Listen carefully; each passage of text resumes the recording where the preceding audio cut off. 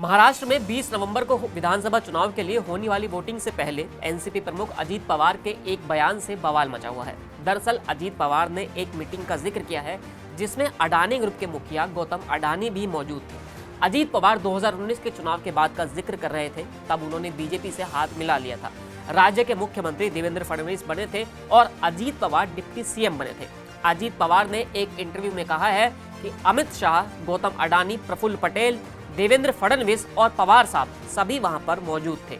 NCP और BJP के बीच वैचारिक मतभेद से जुड़े सवाल पर अजीत पवार ने कहा कि 2014 में एनसीपी ने बीजेपी की सरकार को बाहर से समर्थन दिया था। विधानसभा चुनाव के नतीजे आने के बाद ही एनसीपी प्रवक्ता प्रफुल्ल पटेल ने कहा था कि हम बीजेपी को बाहर से समर्थन देंगे।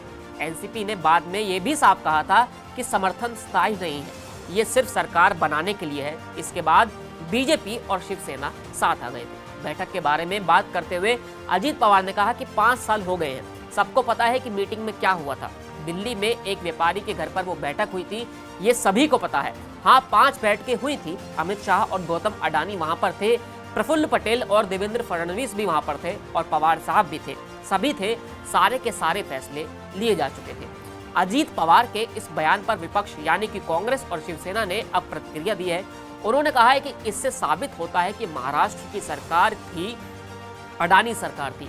कांग्रेस नेता वर्षा गायकवाड़ ने कहा है कि मीटिंग में गौतम अडानी क्या कर रहे थे। मैं फिर से बताना चाहती हूं कि एमवी की सरकार को गिराने में अडानी का रोल था। वो धारावी में और कई अन्य प्रोजेक्ट हासिल करना चाहते थे।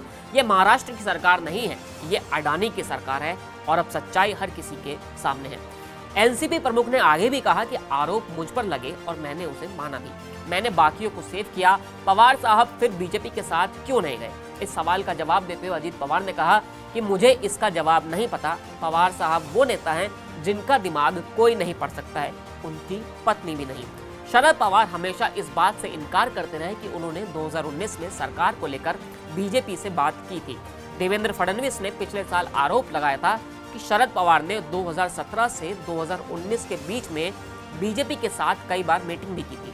एनसीपी के अलग होने के सवाल पर अजीत पवार ने कहा कि पार्टी के टूटने का कोई प्रश्न ही नहीं है। जिसके पास ज्यादा विधायक हैं वही पार्टी को कंट्रोल कर रहा है। क्या पवार परिवार फिर एक साथ आएगा?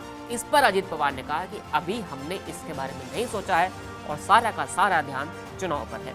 फिलहाल इस वीडियो में इतना ही, फिर मिलेंगे नए वीडियो के साथ। शुक्रिया।